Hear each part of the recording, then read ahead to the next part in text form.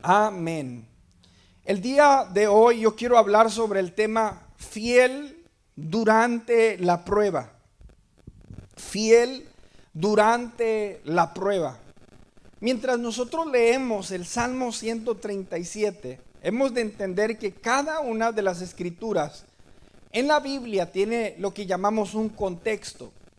Y para quienes conocen un poquito de la historia de la nación de Israel, nosotros sabemos que Estados Unidos tiene su historia, México tiene su historia, Europa tiene su historia. Cuando entendemos el pueblo de Dios, la nación de Israel, entendemos que Israel tiene su historia. Y mientras nosotros leemos la escritura, para quienes conocemos las etapas históricas de la nación de Israel, nos damos cuenta que Babilonia era una etapa en la historia de Israel muy amarga, era una etapa dura, era una etapa difícil, era una etapa donde ellos habían perdido su tierra, habían perdido el culto religioso, habían perdido el templo, literalmente se los habían llevado cautivos a este lugar llamado Babilonia. Ellos habían perdido todo. Y cuando miramos, está el escritor en el 137, Salmo 137, dice, junto a los ríos de Babilonia. Ahora quiero que usted se imagine, están personas de Jerusalén, israelitas, están en los ríos de una tierra extranjera. Ahí nos sentábamos y aún llorábamos acordándonos de nuestra tierra. Mientras ellos están en una tierra extranjera, están cautivos, perdieron todo, están en los ríos lamentándose y están llorándose, acordándose de su tierra. No solamente eso, pero dice, el versículo 3, los que nos habían llevado cautivos nos pedían que cantásemos. Cuando ellos estaban en tierra extranjera, decían, nos gusta mucho escuchar las melodías de su tierra o de Jerusalén. Y les pedían que cantaran. Mientras nosotros conocemos la historia, los edomitas, podríamos decirlo que era como primos, eran parientes de los israelitas. Y cuando ellos eran llevados a cautiverio, la Biblia registra que ellos se escondían y los edomitas, los mismos parientes, le decían a los de Babilonia, ¡Ey! Aquí se escondió uno, aquí se escondió otro, llévense los cautivos, la misma sangre y la misma familia. Y comienza el salmista a describir.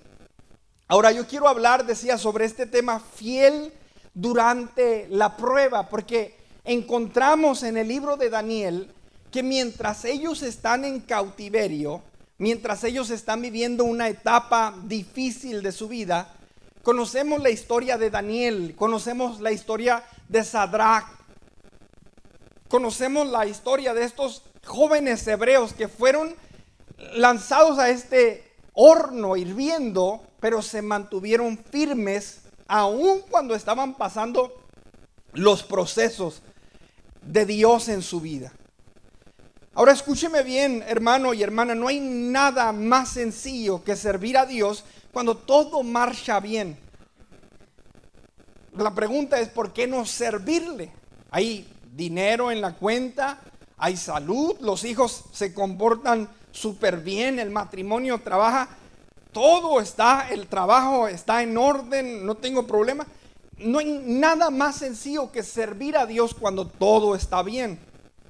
Pero servir a Dios cuando hay luchas, cuando hay pruebas, mientras nosotros enfrentamos ciertos desánimos, servir a Dios cuando las cosas no están saliendo a nuestra manera, eso verdaderamente habla de lo genuino que es nuestra relación con Dios.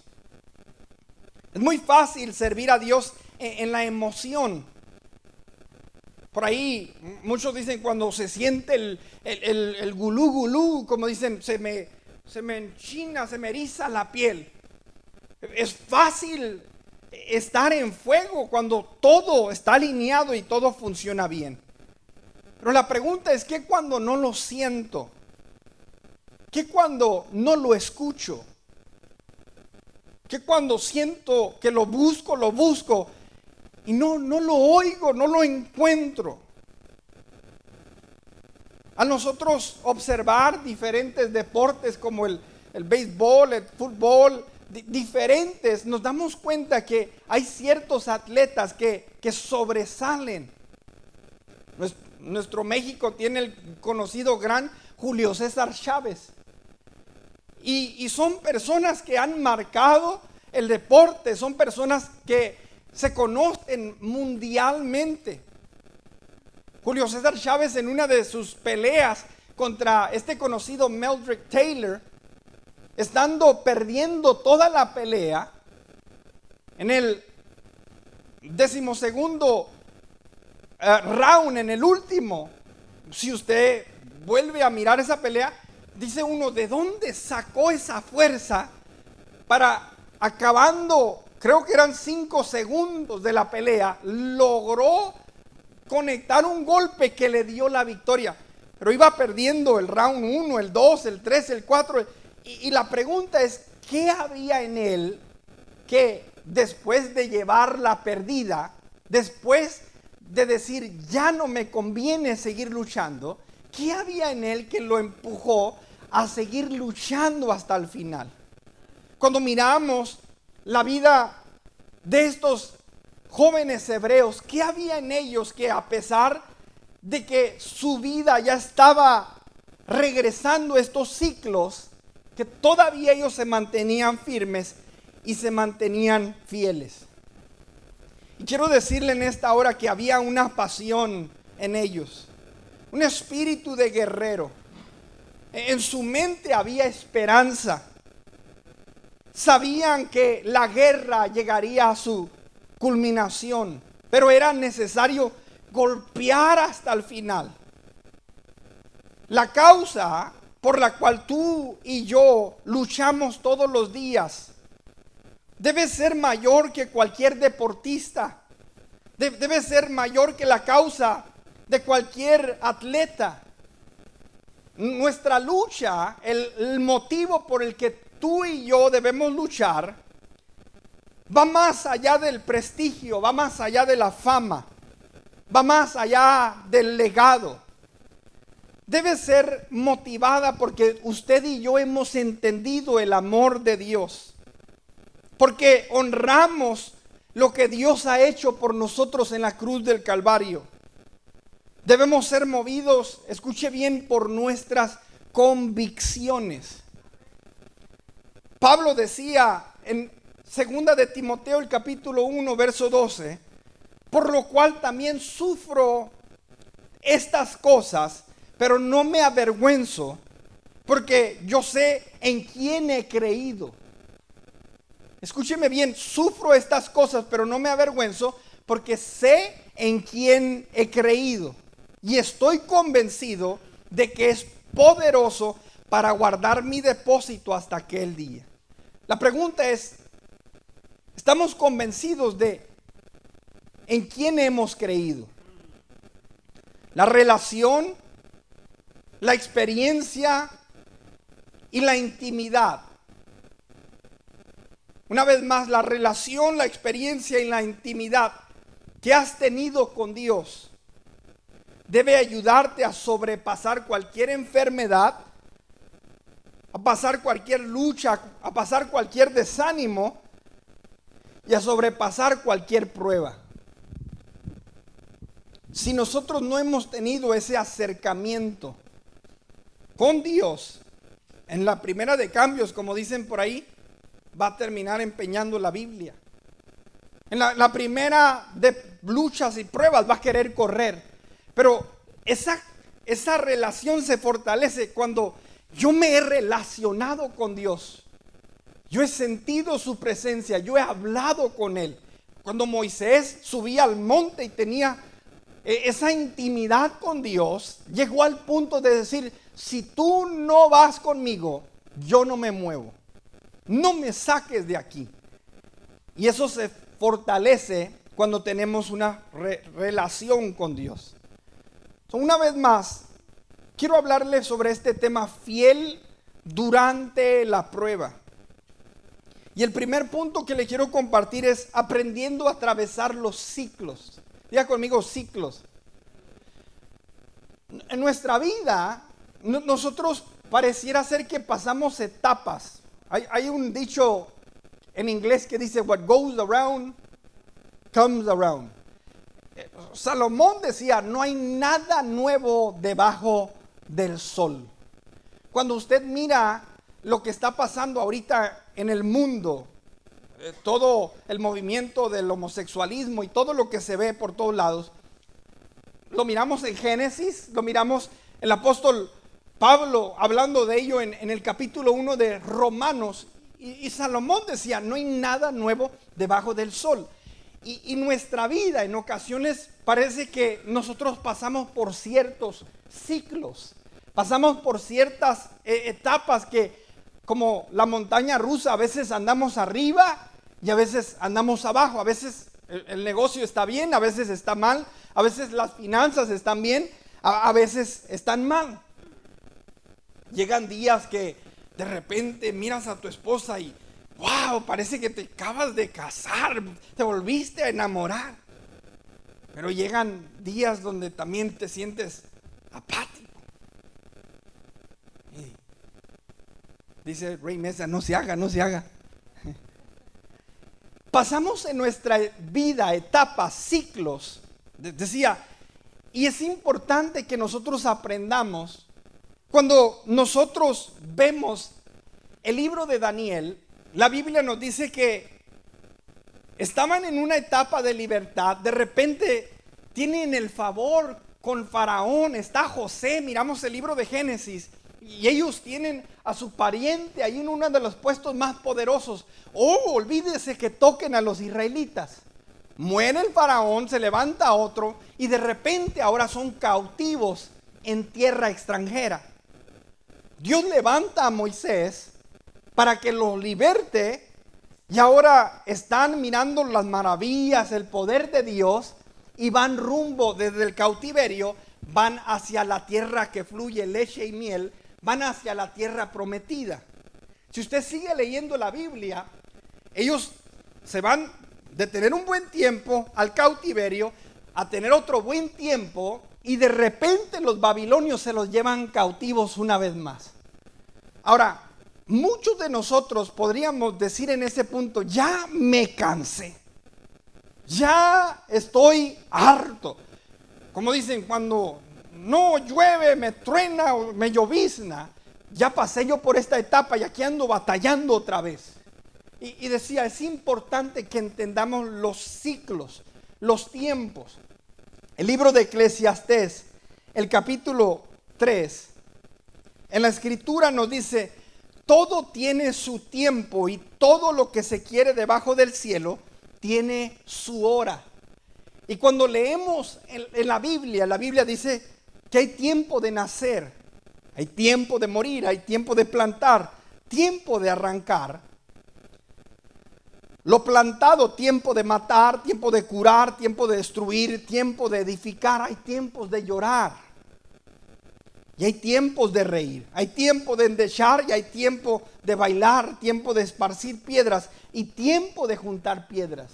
Ahora quiero que entendamos, no sé qué es la etapa que tú estás viviendo en esta hora, pero lo que sí te puedo asegurar que estás viviendo un tiempo. Dígalo conmigo, un tiempo. En otras palabras, dijo alguien por ahí que a todas las tormentas se les acaba el agua. En otras palabras, no va a durar la tormenta toda la vida. Llegará un punto que se agotó el agua y como dicen, después de la tormenta viene la calma. Es importante, decía, que entendamos, y lo difícil es que cuando estamos en el proceso difícil, tendemos a renunciar, tendemos a decir, ya no quiero, tendemos a soltar. Y es importante que entendamos que Dios nos está procesando, Dios está haciendo algo en nuestra vida. Y cuando nosotros a medio camino renunciamos, cuando nosotros en medio de la prueba dejamos de ser fieles, tristemente bajamos otros escalones y regresamos a donde mismo. Yo he mirado familia, amigos, personas que creen que el problema era la ciudad en la que vivían, o creen que el problema era el trabajo en donde estaban, creen que el problema era la vecindad, la iglesia, el gimnasio, qué sé yo, y se mueven a un lugar, se van a otro lugar y se dan cuenta que allá también hay problemas, que también hay. Y decía, es importante que entendamos que nuestra vida la vivimos en ciclos. A veces pasamos tiempos y etapas duras y lo último que debemos hacer es renunciar. Lo último que debemos hacer es darnos por vencido, dejar de luchar. Mientras estos jóvenes hebreos, yo le voy a recomendar, lea los primeros 4 capítulos del libro de Daniel. Ellos estaban literalmente en cautiverio. Dice que se sentaban en los ríos, Salmo 137, y ahí lloraban. ¿Por qué? Porque extrañaban su tierra. Necesitamos aprender a atravesar los ciclos en la vida. ¿Cómo lo vamos a hacer y qué nos va a ayudar a hacerlo? Es que nosotros debemos definir nuestra causa. El punto número 2, debemos definir nuestra causa. Hace unos meses atrás, yo y mi esposa nos inscribimos en un programa de 3 meses de la famosa dieta keto. Y ya nos hace falta volvernos a inscribir. Pero la palabra keto es un término, ¿verdad?, que le llaman la ketosis. Y es un proceso por el cual tu cuerpo pasa, donde tú le das ciertos alimentos y dado a la necesidad que creas de los azúcar y la grasa, tu mismo cuerpo empieza en este estado de ketosis y se empieza a comer la grasa. De repente nos fuimos, ¿verdad?, que 5, que 10, hasta 20 libras perdimos. Nada más, sin hacer ejercicio, nada más por cambiar la alimentación. Y se me hizo muy interesante porque antes de nosotros iniciar este programa, la persona encargada nos dijo, les voy a dar un formulario y les voy a pedir que ustedes lo llenen. Y en el formulario dice, quiero que definan cuál es su causa. Porque la causa determina mucho el compromiso que nosotros vamos a hacer. Escuche bien, la causa determina el compromiso. Si yo nomás me quiero ver bien para la boda o me quiero ver bien para la fiesta, bueno, pues la causa es temporal. Pero si yo a la edad de 50, 60 años quiero todavía tener la fuerza para agarrar a mis nietos y aventarlos y jugar con ellos, entonces la causa me tiene que mantener en línea porque yo tengo una razón por la cual me quiero cuidar. Amén. Decía, es importante, si nosotros vamos a ser fieles durante la prueba, si nos vamos a mantener, es muy importante que definamos nuestra causa. ¿Por qué quiero servir a Dios? ¿Por qué quiero ser un buen cristiano? ¿Por qué quiero tener una buena relación con Dios? Porque es ahí donde mi matrimonio se va a beneficiar. Esa es una causa. Porque quiero ser un ejemplo para mis hijos. Hay un canto hermoso de este hombre, le llama al grupo Músico con la K. Y dice, quiero ser como tú, hablando de Jesús, porque Él quiere ser como yo. Y habla de este joven que acaba de tener un hijo. Y dice, todo lo que hago, todo lo que mira en mí, Él quiere ser como yo. Y porque Él quiere ser como yo quiero ser como tú. Y es importante que nosotros decíamos, ¿por qué me conviene a mí estar en los caminos de Dios? ¿Cuál es la causa? ¿Cuál es el motivo? Es no más de de hacer mayoría en la iglesia, o hay un beneficio para mi persona, hay un beneficio para mi matrimonio, hay un beneficio para mi comunidad. Es ahí donde Dios va a tratar conmigo, donde mi mente va a cambiar, donde mi mente va a ser transformada. Es importante, decía, debemos definir nuestra causa. Y necesitamos apartar un tiempo en casa donde nosotros realmente nos sentamos y decimos, why is it? ¿Por qué es que me conviene servir a Dios? Josué dijo, yo no sé de ustedes, pero yo y mi casa serviremos a Jehová. Y David decía, joven fui y he envejecido y no he visto justo desamparado ni su descendencia que anden ahí mendigando por pan. O sea, estar bajo la cobertura de Dios trae beneficios a nuestra vida. Entonces, si yo estoy sirviendo a Dios y de repente en el medio del proceso me siento tentado, en vez de abandonar, en vez de correr, en vez de desistir, yo necesito mantenerme fiel. ¿Por qué? Porque he tomado una decisión, tengo una causa, tengo un motivo y por eso voy a seguir adelante. ¿Por qué es importante seguir luchando? Tenemos que definirlo. En ocasiones personas se acercan a uno y piden oración para ser restaurados, porque anhelan la bendición. El otro día una persona constantemente está pidiendo oración. Yo le digo, no te miro conectado y no te miro ni en la reunión. O sea, no podemos anhelar la bendición y decirle a Dios, tú hazlo todo. Necesito yo hacer un compromiso, poner de mi parte y Dios va a enviar la bendición. Es automático. La ley de la siembra y la cosecha. Pero necesito, decía, invertir ese tiempo y en cambio Dios va a honrar mi lucha. No fue hasta que ellos dijeron, no vamos a servir a tu Dios, que Dios los rescató. Y dijeron, así nos libre o no nos libre. Los echaron al horno del fuego, pero no vieron la mano de Dios hasta que ellos tomaron el paso, tomaron la decisión. Y es ahí en medio de la prueba que Dios te rescata. Es importante que nosotros definamos estas cosas. Vale la pena continuar. Es lo mejor para mí, es lo mejor para mi matrimonio, es lo mejor para mis hijos. Y decía, usted y yo necesitamos definir bien nuestra causa. Punto número 3, sí se puede. Dígalo conmigo, sí se puede. Sí se puede mantener uno fiel en medio de la prueba. Quiero que vaya conmigo al capítulo 3 del libro de Daniel. Daniel capítulo 3. Y una vez más decía, es importante leer la Biblia en su contexto. Cuando la Biblia dice, junto a los ríos de Babilonia, hay una canción que se escuchaba en el mundo, From the Rivers of Babylon.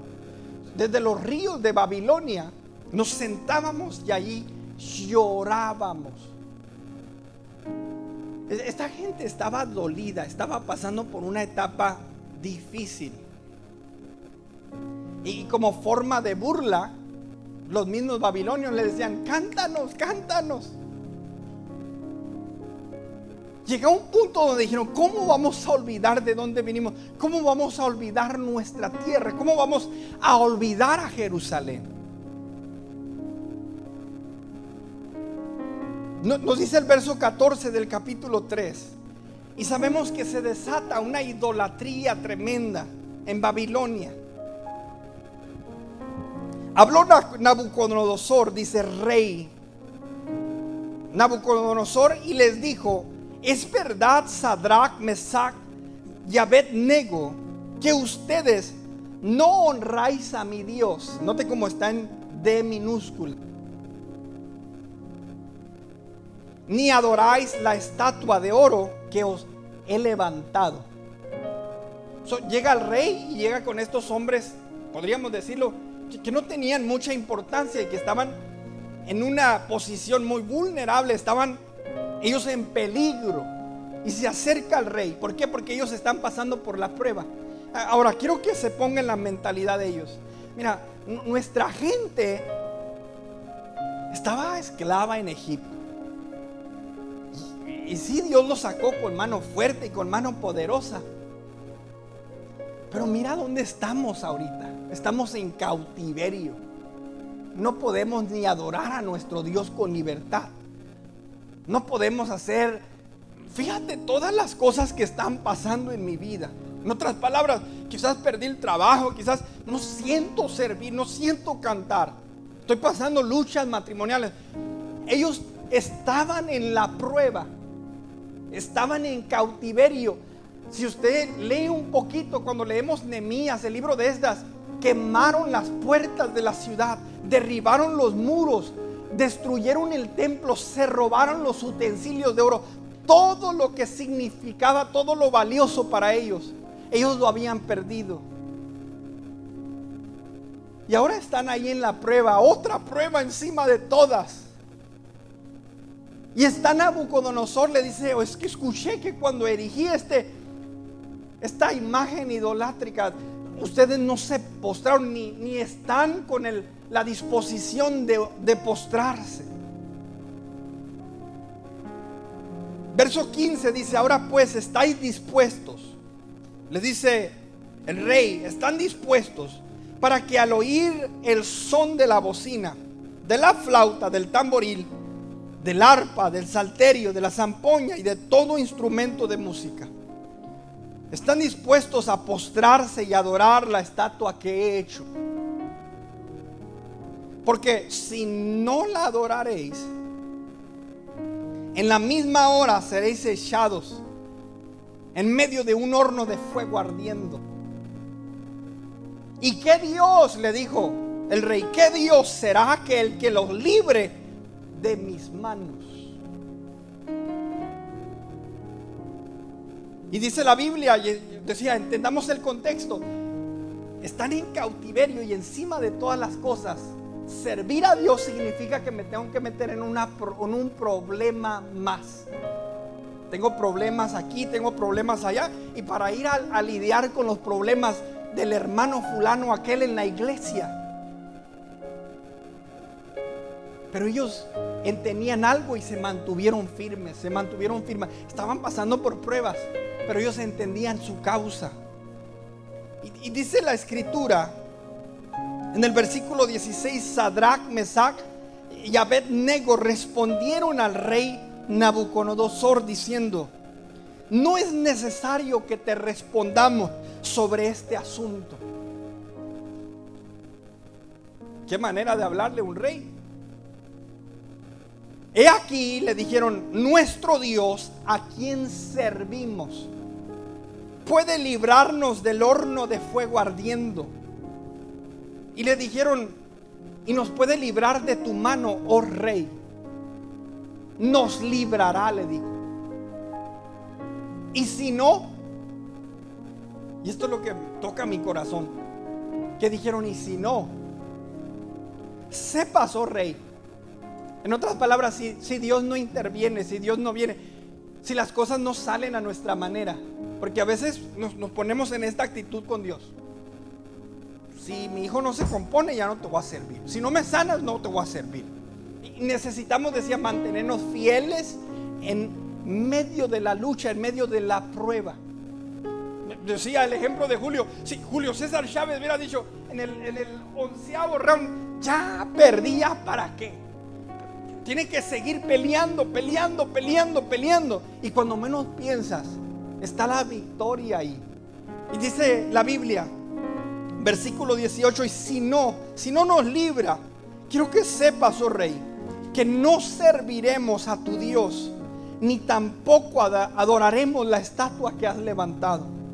Entonces Nabucodonosor, dice, se llenó de ira y se demudó el aspecto de su rostro contra Sadrach, Mesach y Abed-nego, y ordenó que el horno se calentase 7 veces más de lo acostumbrado.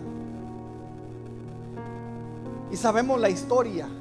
Dice la Biblia que cuando se asomaron, que dijeron, no eran 3 a los que habíamos echado ahí. ¿Cuál es el cuarto que está ahí con ellos? ¿Y qué sabe qué es lo que pasó? Dios obró en medio de la lucha y en medio de la prueba. Pero ¿sabe qué era lo que pasaba? Que ellos dijeron, no, I ain't gonna quit, no voy a renunciar. Yo voy a seguir luchando, yo voy a seguir golpeando, yo voy a seguir peleando. Vengan luchas, vengan pruebas, tengan apoyo, no tengan apoyo. Yo voy a seguir, yo voy a seguir, yo voy a seguir. Y Dios les dio la victoria. Daniel, un hombre de oración. Cuando miramos a José en la cárcel, desacreditado, no le creían, pero se mantenían firmes y se mantenían fieles. Y es en medio de la prueba, escúcheme bien, que usted y yo necesitamos continuar, necesitamos seguir siendo fieles.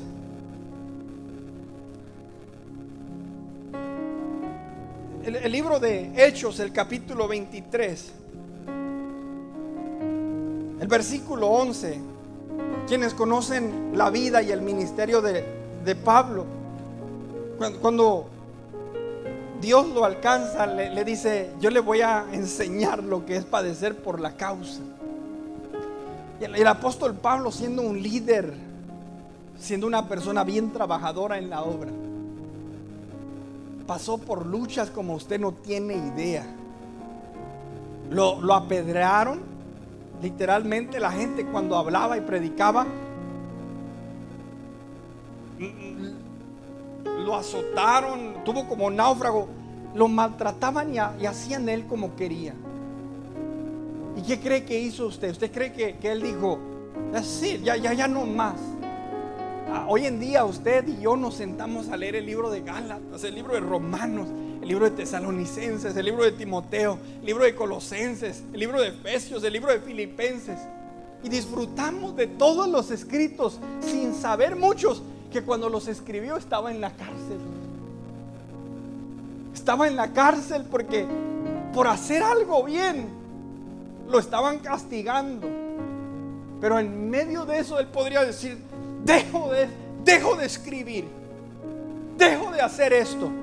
Pero se mantenía firme, aún habiendo perdido la vista. Dice la Biblia en el libro de Gálatas, vean con qué grandes letras les escribo esta carta. El libro de Romanos termina dando un saludo el que escribía por él, porque ya no miraba. Pero que, hermanos, eran hombres, fueron mujeres que se mantenían fieles en medio de la lucha y en medio de la prueba. Capítulo 23, versículo 11. Si nos vamos, el versículo 9 dice, y hubo un gran vocerío levantándose los escribas de parte de los fariseos, contendían diciendo, ningún mal hallamos en este hombre, que si un espíritu le ha hablado o un ángel, no resistamos a Dios. ¿Por qué? Porque se había levantado un alboroto en contra de él.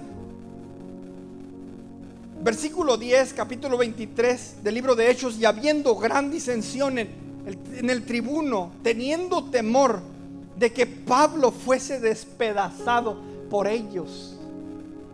Fíjese bien, el tribuno teniendo temor que Pablo fuese despedazado. No era el primero que iban a matar, ya habían matado a Jesús, ya habían matado a Esteban, ya habían matado a Jacob. Y dice, traigan a los soldados, porque si no los sacamos de aquí ahorita la gente lo va a hacer pedazos. Y habiendo gran disensión, el tribuno, teniendo temor de que Pablo fuese despedazado por ellos, mandó que bajasen soldados y le arrebatasen de en medio de ellos y le llevasen a la fuerza. A la noche siguiente se le presentó el Señor y le dijo, ten ánimo. Se le presentó el Señor y le dijo, ten ánimo. Pablo, pues, como has testificado de mí en Jerusalén, así es necesario que testifiques también en Roma. La semana pasada yo le hablaba de cómo el apóstol Pablo dijo: he acabado la carrera, he guardado la fe. ¿Sabe qué es lo que dijo? Por lo demás me está guardada la corona, la cual me dará el juez justo. Y en esta hora quiero decirle una vez más: sí se puede ser fiel durante la lucha, durante la prueba. Se puede ser fiel cuando hay problemas en el matrimonio. Se puede ser fiel cuando hay problemas en las finanzas. Se puede ser fiel cuando hay problemas en el hogar. Se puede ser fiel cuando mi estado emocional no está bien. Se puede ser fiel cuando todo parece descontrolado. Pregúntele a David, que su hijo quería destronarlo. Pregúntele a David que sus hijos, siendo medios hermanos, uno de sus hijos violó a una de sus hermanas. Pregúntele a David. Pregúntele a los hombres de la Biblia que en medio de todo, hasta el final de su tiempo, dijo: por cuanto tengo afecto para la casa de Dios, he guardado de mi tesoro particular oro para las cosas de oro. Y el anhelo y el deseo de David era seguir construyendo las cosas del reino, las cosas de Dios. Sí se puede ser fiel, sí se puede ser fiel. Y Dios en esta hora, como a Pablo, te dice: ten ánimo.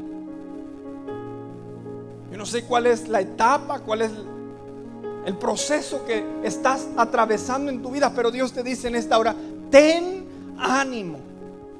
Y nos enseña el ejemplo de cada uno de estos hombres para mostrarnos a usted y a mí que sí es posible mantenernos firmes. Decía: qué fácil es servir a Dios cuando todo está bien. Qué fácil es servir a Dios cuando todo marcha como yo quiero. Pero difícil, un reto es mantenernos fiel cuando todo está mal, cuando las cosas no se ven como nosotros visionamos, anhelamos. Y es ahí donde Dios nos dice: permanece fiel, permanece fiel. Y la Biblia dice que una de las cualidades, los atributos de Dios, es que Dios es fiel para con nosotros. Él es fiel para con nosotros. Y así como Él es fiel, espera que nosotros seamos fieles. Cierro con esto. Si tu causa es mayor que tu emoción, si tu causa es mayor que tu prueba, aprenderás a mantenerte fiel durante la prueba. No tengo causa, pastor. Nomás fui porque se sentía bien ahí. Nomás fui porque... ¿Cuál es tu causa? Decía: si tu causa es mayor que tu emoción, si tu causa es mayor que tu prueba, aprenderás a mantenerte fiel durante la prueba. Pablo decía: yo sé en quién he creído. En medio de toda lucha, en medio de toda prueba.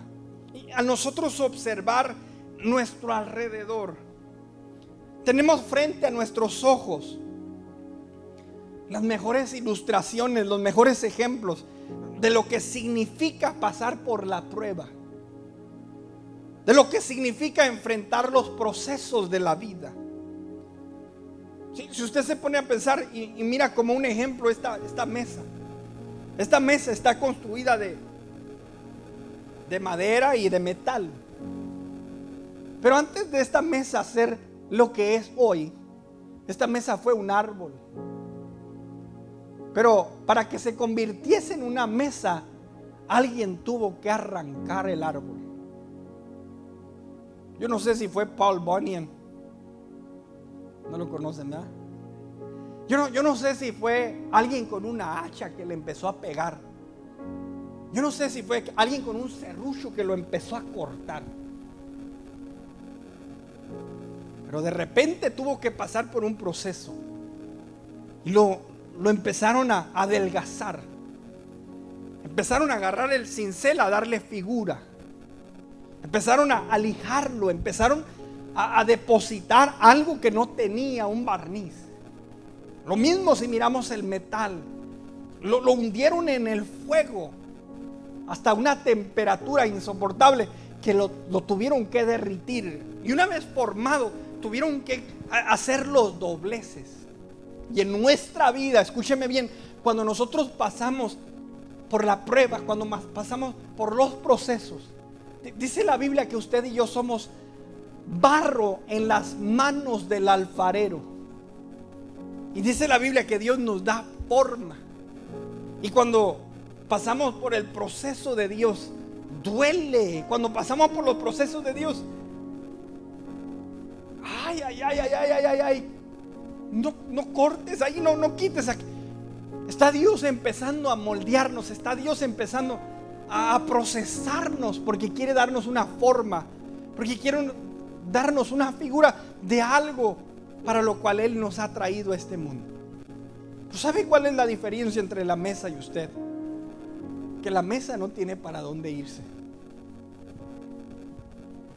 Y usted y yo, como personas con libre albedrío, tenemos la posibilidad de decir: ya no aguanto el proceso, mejor me hago a un lado.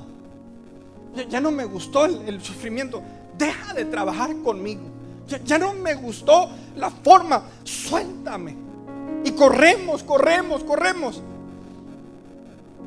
Está Dios diciendo: permanece fiel.